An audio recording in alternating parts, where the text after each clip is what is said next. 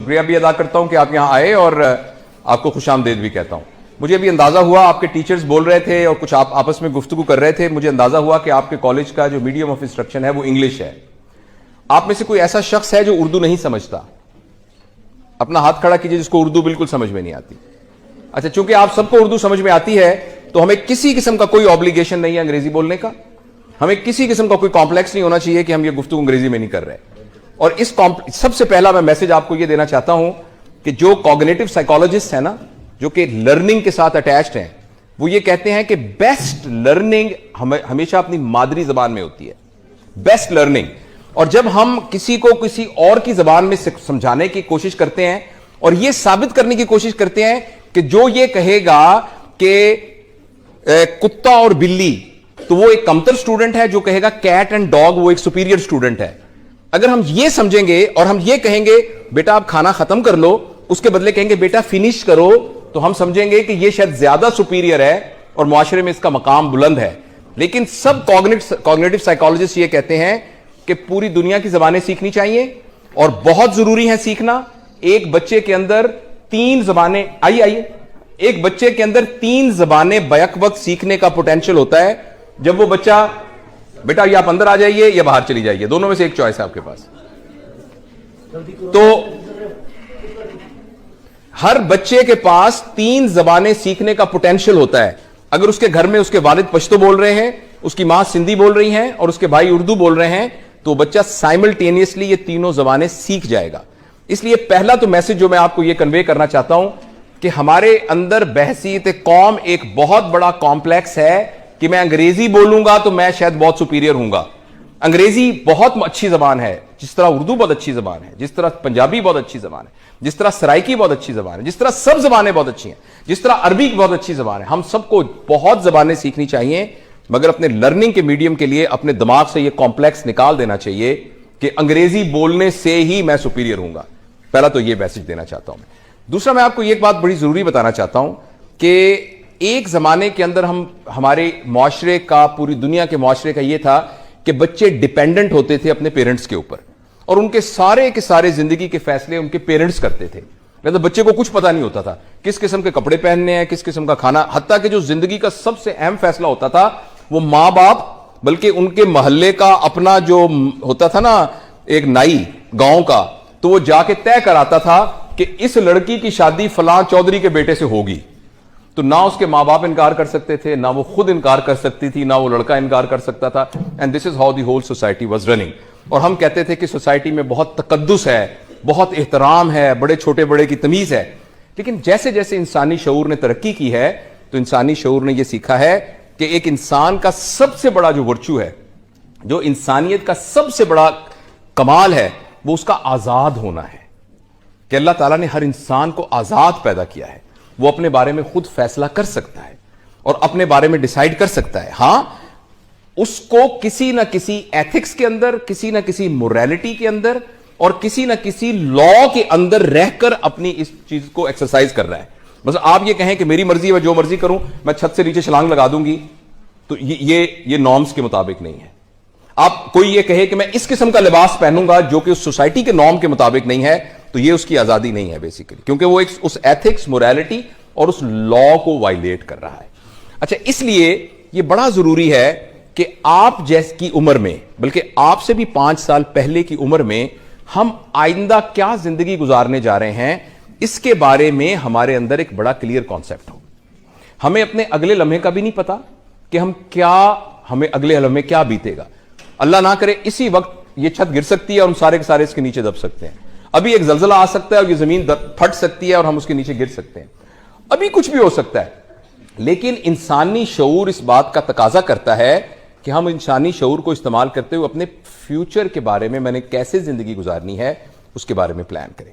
मैं आपसे ये नहीं पूछता आप में से कितने लोग डॉक्टर बनेंगे, मैं आपसे ये नहीं पूछता कितने लोग इंजीनियर बनना चाहते हैं, कितने लोग अकाउंटिंग में जाना चाहते हैं, कितने लोग फाइन आर्ट्स में जाना चाहते हैं। मैं आपसे ये बिल्कुल नहीं पूछ रहा, क्योंकि मैं आपको ऑनेस्टली बताऊं, इससे कोई फर्क नहीं पड़ता। इससे बिल्कुल कोई फर्क नहीं पड़ता कि आप इंजीनियर हैं, आप डॉक्टर हैं, आप साइंटिस्ट हैं। हां, फर्क इससे पड़ता है कि जो काम आप कर रहे हैं वो किस क्वालिटी का काम कर रहे हैं। Life is like a stage drama. उस स्टेज के ऊपर एक बादशाह बना हुआ है, एक वजीर बना हुआ है, एक चपड़ासी बना हुआ है, एक गुलाम बना हुआ है, एक ऐसा शख्स बना है जिसको सजाए मौत होने वाली है। ये सारे एक्टिंग कर रहे हैं। लेकिन जब ड्रामा खत्म होगा, इस बात से कोई फर्क नहीं पड़ेगा कि कौन बादशाह था, कौन वजीर था, कौन फकीर था, कौन गुलाम था। फर्क इस बात से पड़ा था किसने कितनी अच्छी एक्टिंग की। हो सकता है इस पूरे ड्रामे में सबसे ज्यादा मुआवजा उस फकीर को मिले जिसको कि सजाए मौत मिलने वाली है, क्योंकि उसने अपने किरदार को जबरदस्त तरीके से निभाया। तो एक तो आप अपने मैं अपनी अब तजुर्बे से जिंदगी का जो है, जो कि एक मेरी अपनी परसेप्शन है, जरूरी नहीं कि वो हतमी राय हो, एक तो अपने दिमाग से ये बात बिल्कुल अभी से निकाल दीजिए कि आपकी क्वांटिटी पर डिपेंड करेगा आपकी जिंदगी की हैप्पीनेस। वो क्वालिटी पे डिपेंड करेगा, क्वांटिटी पे डिपेंड नहीं करेगा। आपकी गाड़ी का साइज कितना है, इससे आपकी हैप्पीनेस का कोई ताल्लुक नहीं है। आपके कितने मुरब्बे होंगे, कितनी जमीनें होंगी, इससे कोई ताल्लुक नहीं। आप अमेरिका में रहती हैं, आप यहां चीचों की मलिया में रहती हैं, इसके साथ कतन कोई ताल्लुक नहीं है। इसका ताल्लुक यह है कि आप यहां से कितने खुश हैं, अंदर से आप कितने मुतमईन हैं, आपको कितनी खुशी है, आपने अपने काम को कितना एंजॉय किया है। तो अगले 5, आप में से कोई बोर तो नहीं हो रहा? आपके अगले 5-10 मिनट में मैं आपको सिर्फ कुछ गाइडलाइन दे सकता हूं। आप में से किसी को भी कोई बात नहीं sir, it's all right sir, मैं किसी को भी कोई हतमी राय नहीं दे सकता। बेटी क्या नाम है आपका? कि मरवा तुम कल से ये करना। No one can say. कोई बंदा किसी को कुछ नहीं कर सकता। हां, जो बड़े होते हैं, जो टीचर्स होते हैं, जो मेंटर्स होते हैं, वो साइन पोस्ट होते हैं, वो ये कर सकते हैं। ये सही रास्ता है, ये गलत रास्ता है। It depends upon Marwa, and no one can force her. No one can force her to move on this direction or in the next. There is only one person which can move Marwa to move it, and that is Marwa herself. And this is not about Marwa, this is about you and this is about me. उसके लिए मैं आपसे सिर्फ ये पूछना चाहता हूं, आप में से जितने लोग हैं, उनमें से कितने लोग ऐसे हैं, और ऑनेस्ट रहिएगा, इसको एक मजाक मत समझिएगा, this is a serious activity. अपने दिल में झांक के सीरियसली पूछिए अपने आप से, आप में से कितने लोगों को पता है कि उनका ऑब्जेक्टिव ऑफ लाइफ क्या है? मैं 15 नहीं, आपसे बात आवाज तो आनी नहीं चाहिए, क्योंकि बात तो आप अपने आप से कर रहे हैं, किसी से तो कर ही नहीं रहे।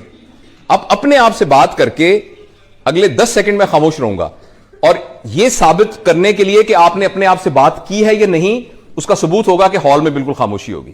क्योंकि अगर खामोशी नहीं होगी, इसका मतलब आप किसी और से बात कर रहे हैं। अगर आप किसी और से बात कर रहे हैं तो आपको गलत जवाब मिलेगा। तो for next 15 seconds I will not be talking. आप अपने आप से दिल में झांक के पूछें, क्या आपको पता है कि आपकी जिंदगी का ऑब्जेक्टिव क्या है?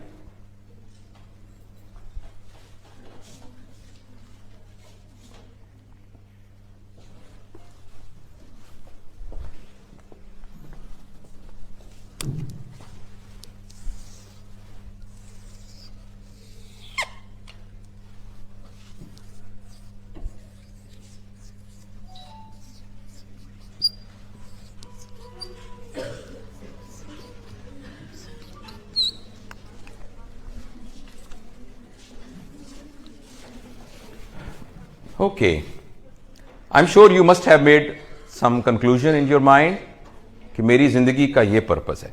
और ये भी हो सकता है कि आपके जहन में वाकई ना आया हो कि आपकी जिंदगी का क्या पर्पस है। It is quite possible. तो कोई बात नहीं, देयर इज नो शेम। बाजुकत नहीं पता चलता, बंदा कहता है जो सोच के बता दूंगा। लेकिन ये एक बड़ा रियल क्वेश्चन है जो आपको अपने आप से पूछना है कि मेरी जिंदगी का आखिर पर्पस क्या है। अच्छा, मैं आपको मजबूर नहीं करता। आप जब हम ये ट्रेनिंग करते हैं तो हम लोगों को कहते हैं कि आप एक कागज पे लिखें, और लिख के हम उसको, क्योंकि आपकी एक प्राइवेसी भी तो है ना। हो सकता है आपका जिंदगी का ये मकसद हो कि मैंने स्टेट बैंक को लूटना है, तो अगर पता लग जाएगा तो पुलिस आपको पकड़ के ले जाएगी। तो इसलिए हम ये सारे आपके पर्पस को डिस्क्लोज नहीं करेंगे। लेकिन आप में से कोई वॉलंटियर है जो खड़ा होकर ये कैसे बता सके कि मेरा ये पर्पस है? Any volunteer? यस बेटा, you want to become a writer, this is the purpose of your life. Okay fine, thank you. अच्छा, असल में मैं बेटा बताऊं, इसको हम पर्पस नहीं कह सकते, ये तो एक रास्ता है। ये एक रास्ता है। एक आदमी कहता है मैं एक कुम्हार बनना चाहता हूं, मैं घड़े बनाया करूंगा। एक बंदा कहता है मैं राइटर हूं, मैं नॉवेल लिखा करूंगा। तो पर्पस तो कुछ ना हुआ, ये तो एक रास्ता है। पर्पस क्या है राइटर बनने का? मेरा पॉइंट समझ नहीं है? कोई और वॉलंटियर अपना जिंदगी का पर्पस बता सकता है? जी बेटा। इस तरह का पर्पस जिसपे मेरे पेरेंट्स ये कहें कि मेरी बेटी है फख्र से। इन्होंने कहा मेरी जिंदगी का यह पर्पस है कि मेरे पेरेंट्स ये कहें कि हमें अपनी बेटी पर फख्र है। ठीक, very nice, very very noble purpose, very nice. अच्छा, थैंक यू। आप में से कितने लोग एक तो ऑनेस्ट रहना है हमें, जाहिर है मैं, हो सकता है हमारी फिर जिंदगी में मुलाकात ही ना हो सकता है हो आप कोई डॉक्टर बन के इधर आ जाएं, इसलिए आप में से शाई ना फील करें। ऑनेस्टली बताइए कितने लोगों को वाकई नहीं पता कि उनकी जिंदगी का पर्पस क्या है? Please raise your hands. इसमें टीचर्स भी शामिल हैं, ऑनेस्टली। ओके ओके, नीचे करें। और कितने लोगों को पता है कि उनकी जिंदगी का मकसद है? तो बाकी 10% ने कहा कि पता है, 10 ने कहा नहीं, तो what about other 80%? Please let's do this exercise again. Please raise your hands if you know the purpose of your life. Raise your hands. Oh, there's only 7-8%. And please raise your hands if you don't know the purpose of life. And what about the others? You have to raise your hand on one of these sides. Okay. All right. Okay. Very nice.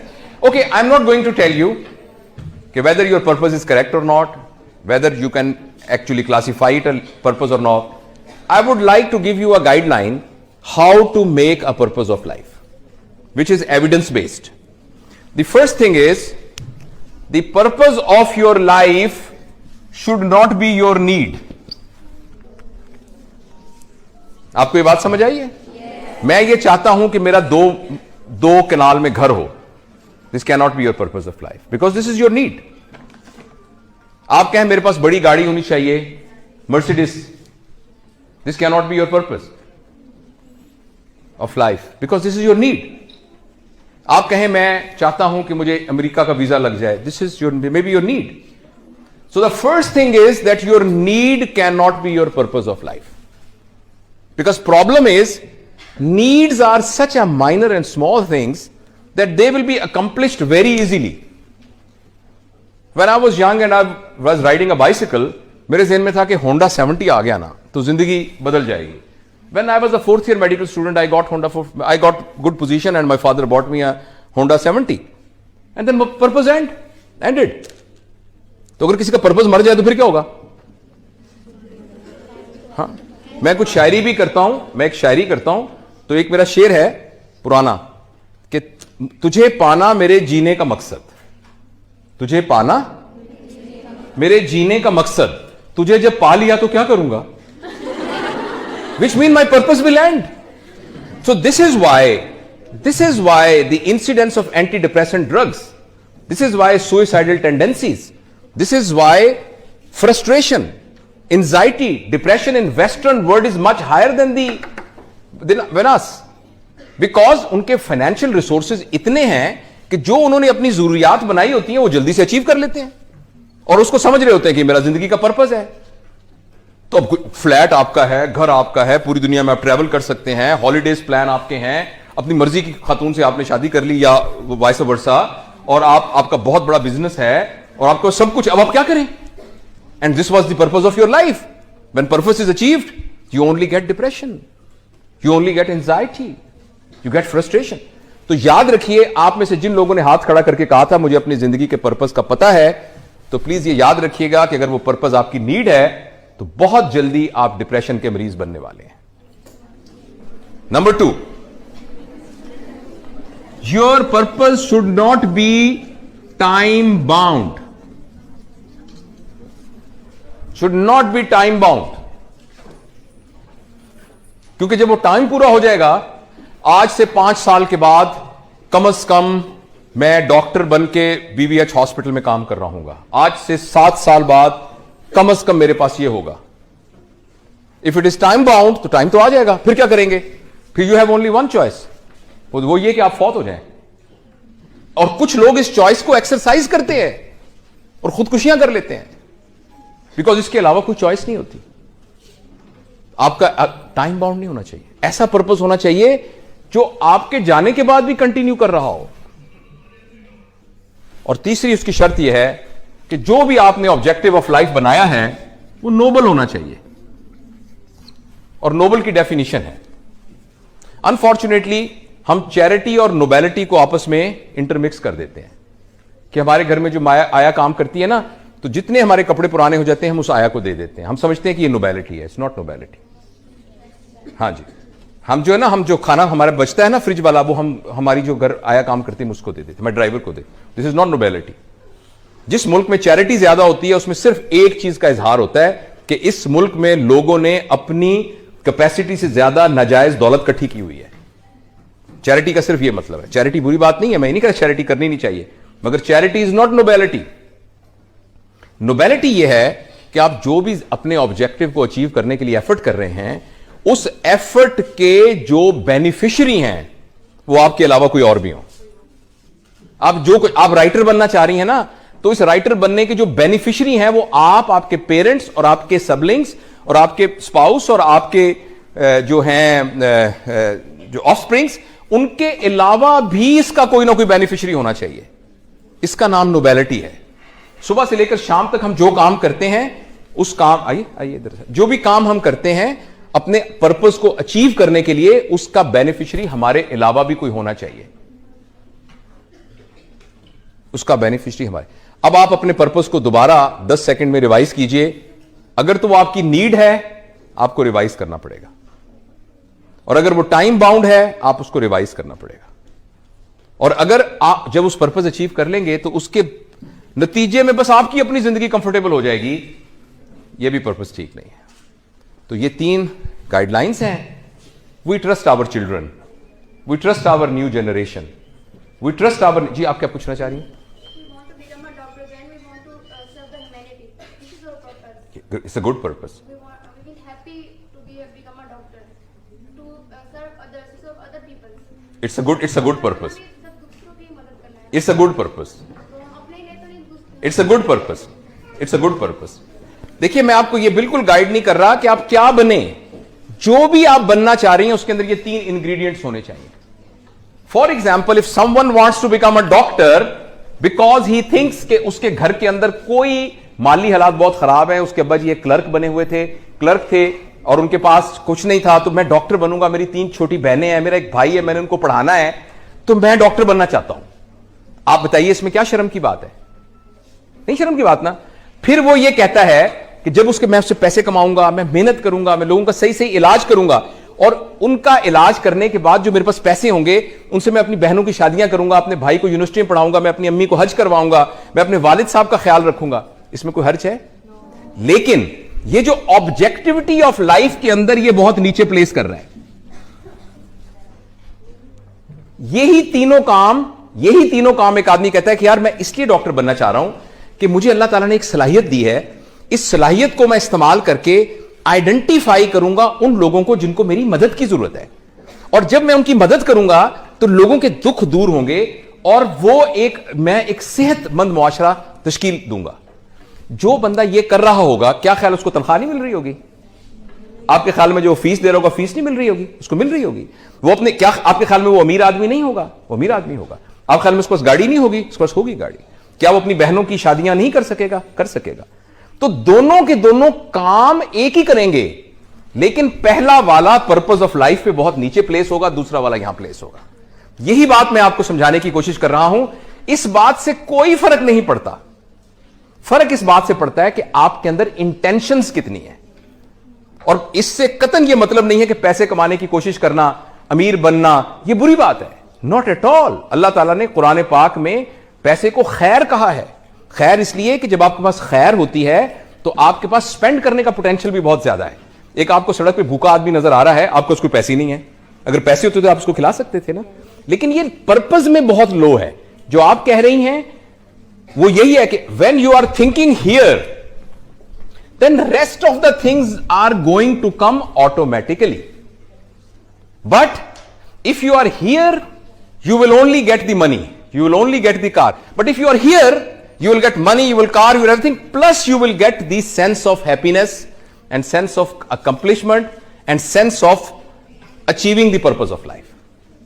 तो ये मैं आपसे कहना चाहता हूं, so I conclude my talk कि आप अपनी जिंदगी में से कुछ वक्त रोजाना निकालिए और बैठ के रिवाइज कीजिए और अपने आप को पूरी कायनात के अंदर जितने जिंदा लोग मौजूद हैं उन सब के एल्गोरिदम में प्लेस करके देखिए।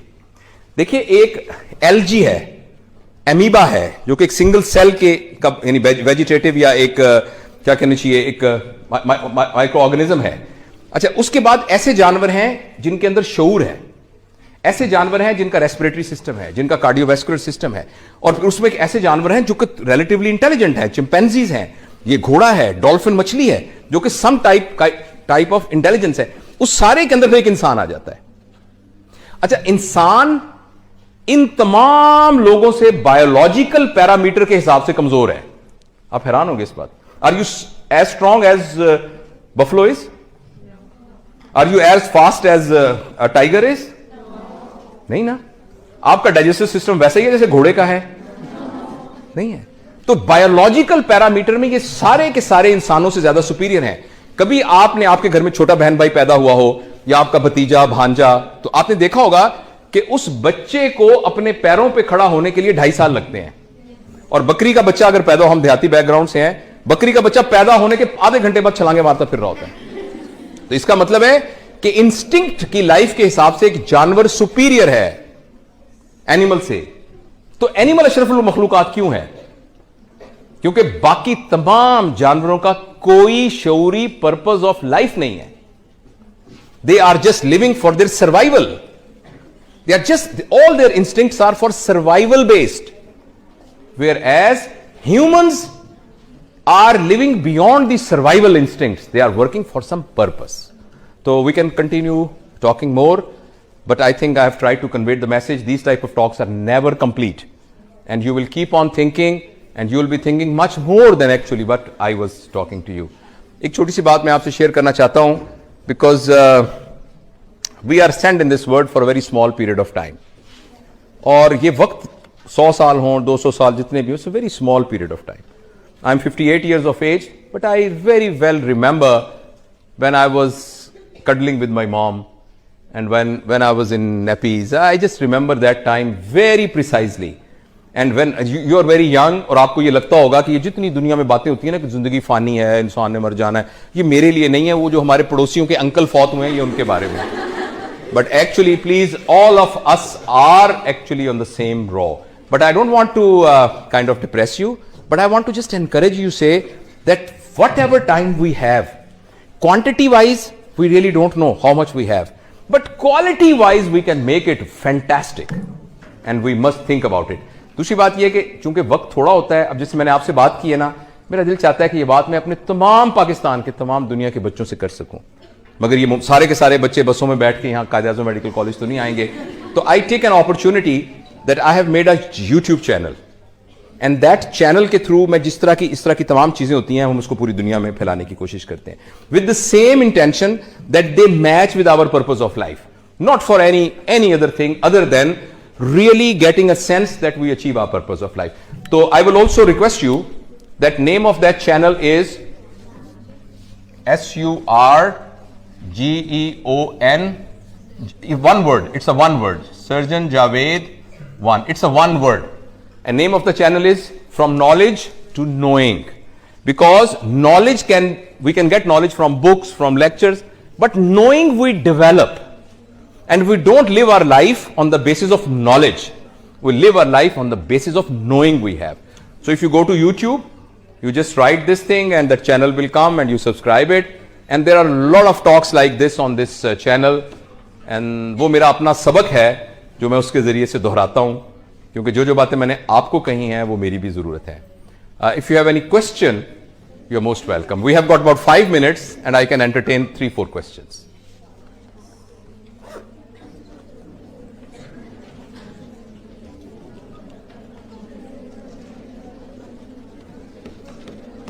अच्छा, मैं चले आपसे आखिरी सवाल पूछता हूं. आप में से कोई ऐसा है जिसने यहां बैठे बैठे फैसला किया हो कि ओ माय गॉड, मेरा तो जिंदगी का ये ऑब्जेक्टिव था, मगर इस बात के बाद मैंने उसको चेंज कर लिया है? Anyone who can? यस बेटा जी, एनीवन? यस बेटा.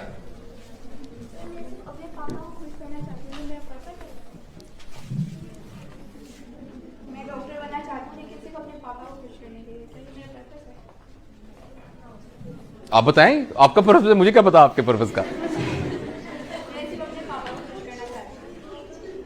मुझे डॉक्टर बनने का शौक नहीं है, लेकिन सिर्फ मैं अपने पापा को खुश करना चाहती हूँ। ठीक है, आप मैं देखिए बेटा, मैं तो आपको बताया कि मैं तो I am no one to tell you what to do और what not to do. I am telling you 3 guidelines. क्या आपके पापा को खुश करना आपकी जरूरत है? क्या आपकी ये इमोशनल जरूरत है? तो फिर आपका पर्पस नहीं हो सकता। आप इससे बड़ा पर्पस रख सकती हैं जिसमें आपके पापा भी खुश हों। आप डॉक्टर बन के खिदमत करना चाहती हैं ना, तो आप डॉक्टर बन जाएंगे तो पापा खुश हो जाएंगे। तो आप डॉक्टर बनने के पर्पस को और हाई कर लीजिए। आप कहें कि इस इलाके के अंदर कैंसर ब्रेस्ट का इलाज नहीं है, औरतें बेचारी कैंसर ब्रेस्ट से मर रही हैं, तो मैं एक खातून हूं, हमारी सोसाइटी के अंदर खवातीन ज्यादा खवातीन का इलाज कर सकती हैं। I will become the world top cancer surgeon. Don't you think your papa will be happy when you will be receiving the Nobel Prize for making a research on cancer? Will they be happy? या आपके father इस वजह से happy होंगे कि मेरी बेटी का अपना तो दिल नहीं चाहता था, वो तो डॉक्टर नहीं बनना चाहती है, लेकिन इतनी अच्छी बेटी है, मेरी खातिर डॉक्टर बन गई। तो you can achieve your purpose of pleasing your father by raising the objective of your purpose to that.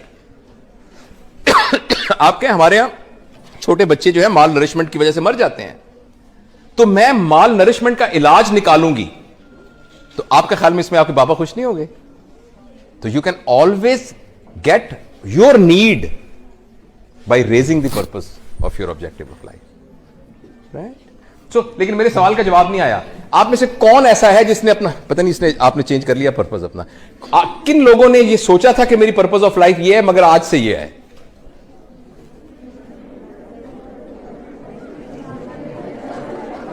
Okay, no problem. When you go home, please do think about it. And I will try that I'll upload this video today on this channel. So perhaps you will be able to see yourself and spot yourself. Thank you very much.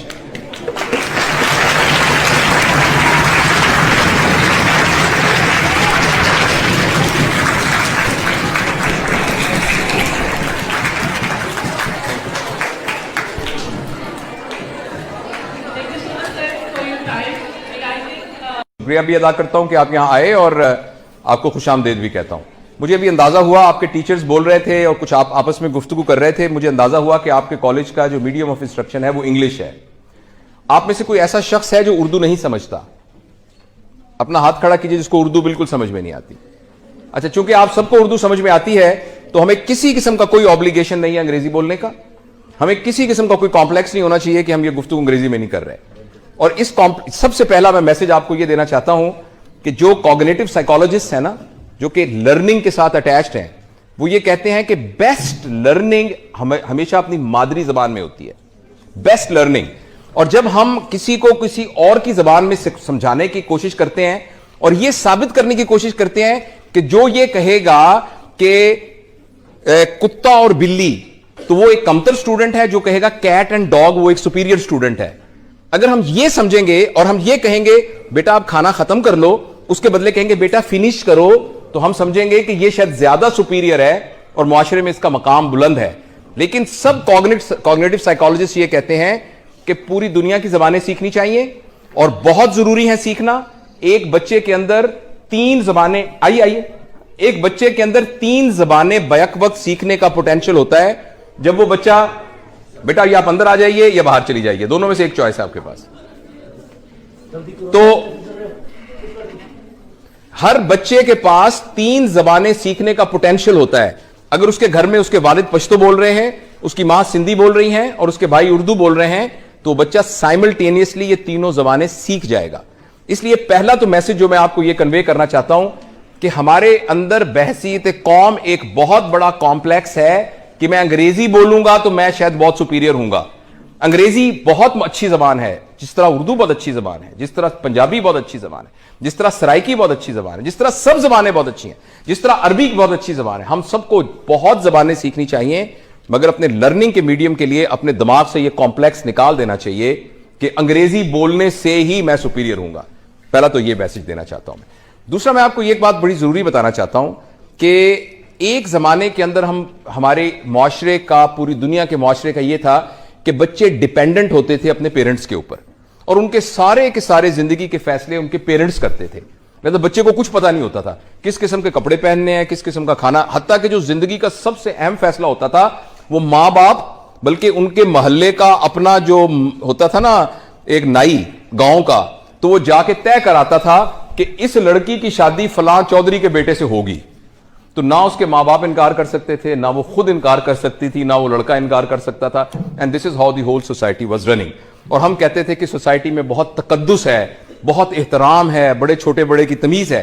लेकिन जैसे जैसे इंसानी शऊर ने तरक्की की है तो इंसानी शऊर ने यह सीखा है कि एक इंसान का सबसे बड़ा जो वर्चू है, जो इंसानियत का सबसे बड़ा कमाल है, वो उसका आजाद होना है। कि अल्लाह ताला ने हर इंसान को आजाद पैदा किया है, वो अपने बारे में खुद फैसला कर सकता है और अपने बारे में डिसाइड कर सकता है। हां, उसको किसी ना किसी एथिक्स के अंदर, किसी ना किसी मोरालिटी के अंदर और किसी ना किसी लॉ के अंदर रहकर अपनी इस चीज को एक्सरसाइज कर रहा है। बस आप ये कहें कि मेरी मर्जी है, मैं जो मर्जी करूं, मैं छत से नीचे छलांग लगा दूंगी, तो ये नॉर्म्स के मुताबिक नहीं है। आप कोई ये कहे कि मैं इस किस्म का लिबास पहनूंगा जो कि उस सोसाइटी के नॉर्म के मुताबिक नहीं है, तो ये उसकी आजादी नहीं है बेसिकली, क्योंकि वो एक उस एथिक्स, मोरालिटी और उस लॉ को वायलेट कर रहा है। अच्छा, इसलिए ये बड़ा जरूरी है कि आप जैसी उम्र में, बल्कि आपसे भी 5 साल पहले की उम्र में, हम आइंदा क्या जिंदगी गुजारने जा रहे हैं, इसके बारे में हमारे अंदर एक बड़ा क्लियर कॉन्सेप्ट हो। हमें अपने अगले लम्हे का भी नहीं पता कि हमें अगले लम्हे क्या बीतेगा। अल्लाह ना करे इसी वक्त ये छत गिर सकती है और हम सारे के सारे इसके नीचे दब सकते हैं। अभी एक जलजला आ सकता है और ये जमीन फट सकती है और हम उसके नीचे गिर सकते हैं। अभी कुछ भी हो सकता है। लेकिन इंसानी शऊर इस बात का तकाजा करता है कि हम इंसानी शऊर को इस्तेमाल करते हुए अपने फ्यूचर के बारे में, मैंने कैसे जिंदगी गुजारनी है, उसके बारे में प्लान करें। मैं आपसे ये नहीं पूछता आप में से कितने लोग डॉक्टर बनेंगे, मैं आपसे ये नहीं पूछता कितने लोग इंजीनियर बनना चाहते हैं, कितने लोग अकाउंटिंग्स में जाना चाहते हैं, कितने लोग